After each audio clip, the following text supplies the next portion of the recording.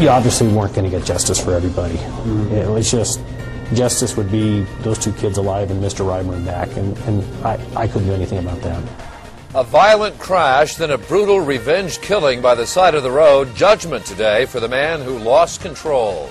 And good evening, everyone. I'm Mark Cobre. And I'm Bazi Kanani in for Adele. The judge called his actions primal. Philip Chavez of Loveland is going to jail for 3 years. He flew into a rage last March at the sight of his stepchildren dead after the family car was hit by a drunk driver. But it's not that simple. Chavez also was driving drunk at the time, and he may have caused the accident. The savage and deadly beating he inflicted on the other driver, Glenn Ryburn, was beyond description. Today, a judge said both men were guilty, but as 9 News reporter Kyle Clark explains, only one could be judged in court.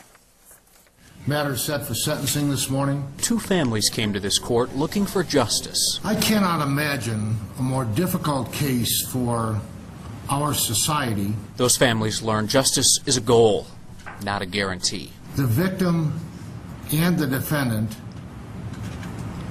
are both truly victims and defendants. There's Glenn Ryburn, driving drunk, hitting the Chavez family car, killing Damien and Angel. Next week is a year my kids are gone. So what to do with Philip Chavez, also driving drunk, his stepkids in the car, attacking Ryburn after the crash, beating him to death? Was my dad screaming? Was my dad begging him to stop? How long did my dad have to endure the pain before the grace of God made him go unconscious? What is justice for these families? My grandpa was there when I needed him. We used to play games all the time, but not now. She's lost her grandpa forever. How long should she lose her husband for?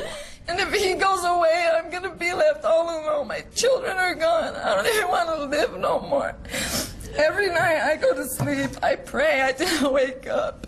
And Philip Chavez, the man who bragged about beating Glenn Ryburn, what does he now have to say? There are no words for how I reacted that night. There's just, I reacted in a split second, and it wasn't me, and I am very, very, very, very deeply sorry. I cannot imagine a sentence that can address the grief and loss suffered by both families. But it will be 3 years in prison. Not the 12 they wanted, not the probation they wanted. Two families left this court still looking for justice. I'm not sure that there is justice in this case. This is Kyle Clark, 9 News. As they left court, Ryburn's family said they were disappointed by the shorter jail sentence, but that they respect the decision. Chavez's wife said her husband is the victim of racism.